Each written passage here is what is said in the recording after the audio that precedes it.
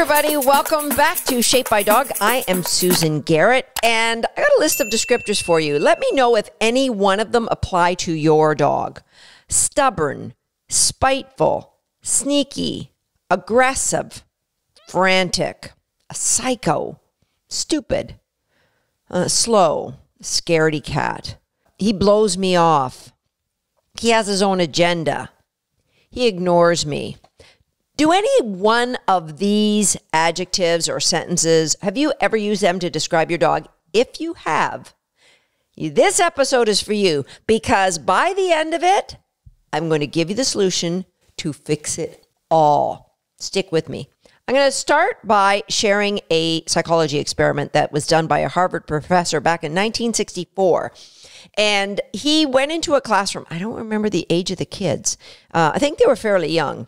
He was doing this test, and it was a basic IQ test, but it had this fancy Harvard cover on it. And he told them that the test would predict an intellectual explosion with these kids. And then he just randomly put the kids in groups and gave the teacher a group and said, now these children here in your classroom, they're the gifted ones. They're the gifted ones. And what he observed is that the teacher had 1,000 different ways that she treated the group of gifted children differently. Things like how patient she was with allowing them to answer a question, or how much she smiled at them or nodded at them in agreement when they were speaking, how much she encouraged them. All of these things were noticeable in her behavior. And it goes back to something that I learned first from Tony Robbins, and it's what I call a belief loop. And Tony Robbins is a great author, and I worked with him over many, many years. Some people might call him a motivational speaker, although he didn't like to be called that. The belief loop, it starts with what you believe, and what you believe actually alters or has impact on the thoughts that come to your head. Because if you have a belief, your brain is immediately going to give you all these reasons to support it, right? Like if you believe that, you know, you're brilliant, then your brain's going to say, yeah, remember you thought of this and this and this. So it starts with a belief and then the thoughts, because that's the way your brain works. And then from those thoughts, your emotions come out. So if you say, my boss is a jerk, if you believe your boss is a jerk, then your brain's going to be like, yeah, look at what he's doing right now. He's just being a jerk. And now, how are you going to feel when he comes around? You're going to be on edge. You're going to have your teeth clenched. You're going to be a little bit of, yeah, what do you want now? Maybe you won't speak in that tone to him, because unless you had another job in your back pocket. But your beliefs create your thoughts create your emotions, and your emotions dictate your actions. So your actions are, you're not going to smile at your boss if you think he's a jerk. You're not going to nod and make eye contact every time he comes by. Your actions will be different. You'll be a little bit more closed off. And those actions create the outcomes. Because if you treat your boss like you think he's a jerk, then he's definitely going to, or she's definitely going to feel that, and then might start acting like a jerk.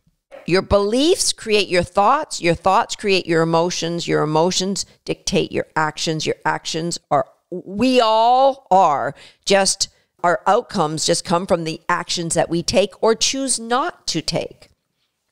Correct? So if you believe, for example, let's go back to the schoolroom, that you have a child in your class, in your grade 3 class, that is disruptive and aggressive. That's what you think. Oh yeah, that little girl, she's disruptive and aggressive.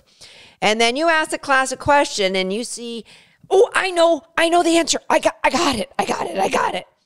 You believe that kid is disruptive and aggressive. First thing you'll do is you're going to go, oh yeah, she's trying to dominate this class, right? And there is a level that will be threatened by that. And so your emotions are going to be, man, that kid, somebody needs to discipline her. And so your actions are going to be, you need to get yourself in control. You need to settle down, just sit down in your seat and wait your turn. All right. And then you're going to ignore that child. So what is the outcome of that? You get a little bit more huffy. Your students see that. And then that behavior you're trying to suppress in the child you've determined is disruptive and aggressive, it's going to go off in a different direction. And before you know it, you're going to be sending that kid to detention, to the principal's office, or to go stand out in the hall as a punishment. I know that very well because that little girl was me.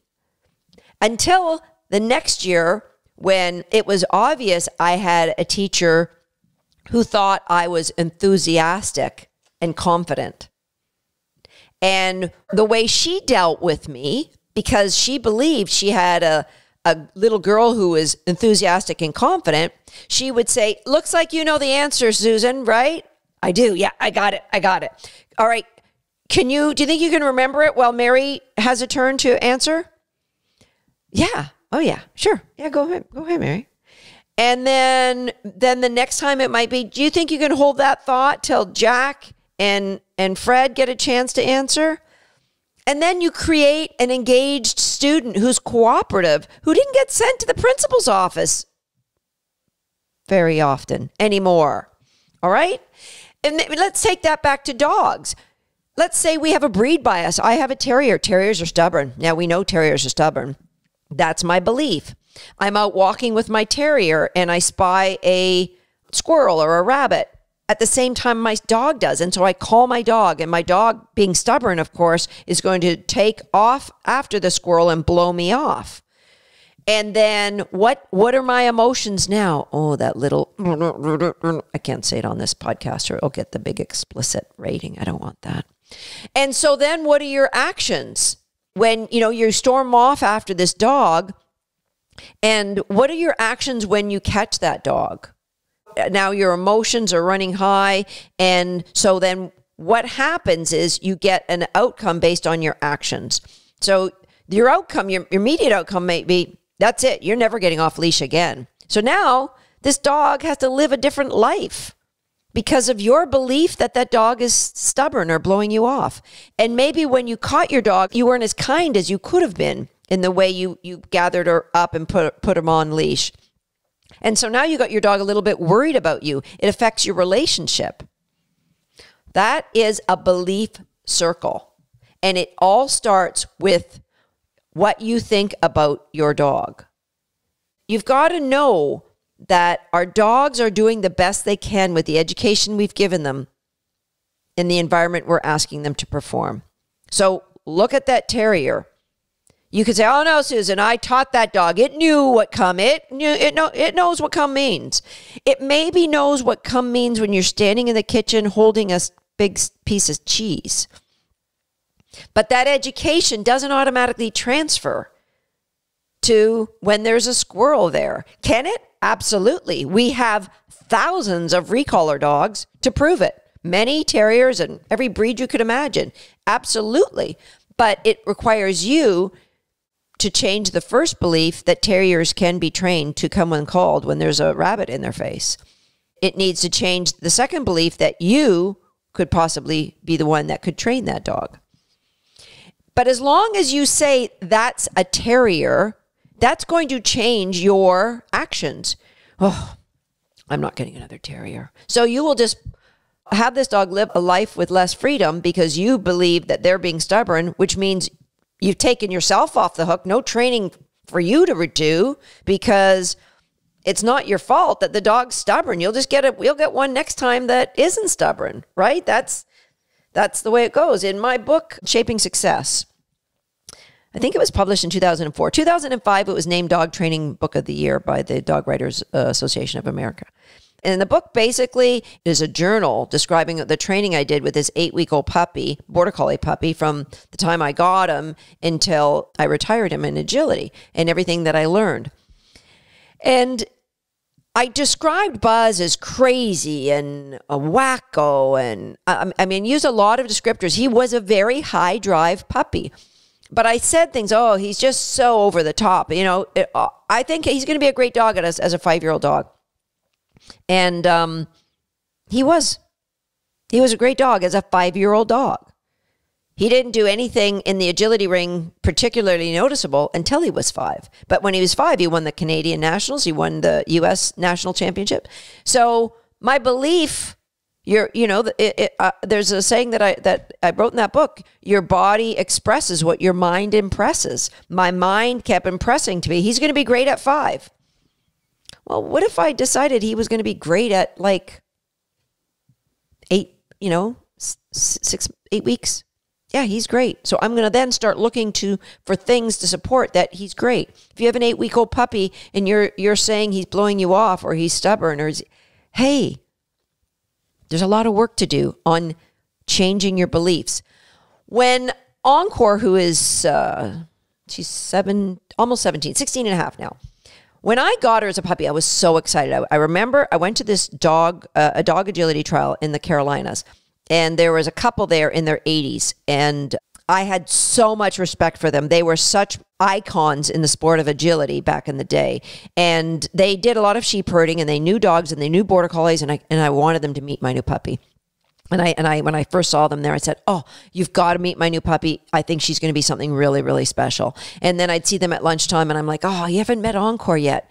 I really want you to meet her because I think you're going to like her. She is so brilliant. So when we finally got together, it was about 5:00 in the afternoon, and da-da. And so then I said, what do you think? And JC turned to me and said, I think she is going to be brilliant. I think she is going to be a star in this sport. And I'm like, okay, this guy's got eons of experience. What does he see? I want to see that because I want to be able to pick that up for the next time I get another puppy. And I said, well, why? What makes you say that, JC? He said, because you've been telling me that all day, Susan. Your body expresses what your mind impresses, right? It's so important that you consider what you're saying. What are you feeding your brain about your dog or about your kids or about your coworkers, your boss? Dr. Daniel Amen, he refers to something called ANTs, automatic negative thoughts. When you hear them or when they come up in your mind, you can redirect them. So when you say, my terrier is stubborn, you can say, oh, my terrier could be described as stubborn by some people, but I know that this is a breed that was bred to, hunt with man. And if they come face to face with a badger and they decide to get distracted, that badger could end their life. So that terrier is got incredible perseverance and focus. And I'm going to turn that towards working with me, and then I will have the dog of my dreams. Okay, so think about the labels you're giving your dog. And most often, those labels are just interpretations of what we see. They're not reality. Because if I owned your dog and I started off believing at 7 weeks older, I don't care, even if it was a rescue dog, you got like tater salad. When he came into this house as a year-old dog with a lot of baggage of labels that people called him untrainable because he destroyed 3 couches before he got to our house, right? No, I look for all that's good, and I look, how can I help grow that education and alter the environment so I can set them up for success? Because remember, our dogs are always doing the best they can with the education we've given them in the environment that we're asking them to perform. So where were you wrong if you're looking at your 8-week-old puppy and saying that they're stubborn? Is it that you gave them too much environment to make too many choices? Or was it something that you didn't give them the right education? And very likely it's a combination of both. But look at yourself. Environment, education. Environment, education. See your dog. Define the behavior that you see. What's going on there? What were the precursors that led the dog to make the choice to XYZ? What was the environment like when the dog made a choice that you would rather them not make? Write that down. Did you give them too much freedom for the stage of training that they are at? What reinforcement did they get for the behavior they chose? And most importantly, what is your do differently? So define the behavior, describe the precursors, define the environment. What gave that dog the reinforcement for making that choice? And what is your do differently so that you get a different outcome? And it starts with the belief you have in the dog in front of you. Beliefs create your thoughts create your emotions spring you into an action one way or another, which gives you the outcome that you get. So I'm going to give you a little micro assignment this week. I would like you to listen, maybe at work, or if you go in a training environment with other dog trainers, listen to the descriptors of people, of children, of dogs that come out of your mouth first. That's the most important. But just take in what other people are saying and look at the outcomes they've been creating by the way that they are describing their situation. Now, I'm not saying everything's perfect. But I'm saying that our reality, our perception of reality isn't always the true reality. So repeat after me. My dog is awesome because just this morning I saw him do blank. And if you want help continuing my dog is awesome, I have got a downloadable journal. My dog is awesome. We're calling it the Dogs That Are Awesome Daily Journal. And we'll give you a link in the show notes.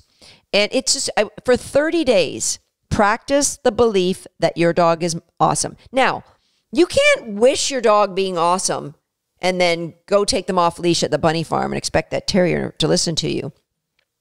It starts with belief. So if you believe your dog is awesome, then you know, well, training is going to make them even more awesome, and you're going to get excited about doing something. Go to my blog, and there's all kinds of great things. Search one thing, recall, and it will give you a number of things that you can do to create a better recall.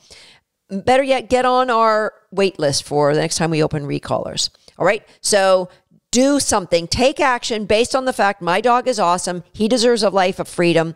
I would like to be able to take him off leash at the bunny farm. So I'm thinking my dog is awesome. He's got that potential. It makes me excited. It makes me believe in the possibilities. It springs me into action, into what can I do right now? I can go to Susan's blog. I can sign up on that list. I can download the Dogs That Are Awesome daily journal. That is going to give you better outcomes than you had yesterday. That's going to give you better possibilities for tomorrow. All dogs are awesome. We'll see you next time on Shaped by Dog.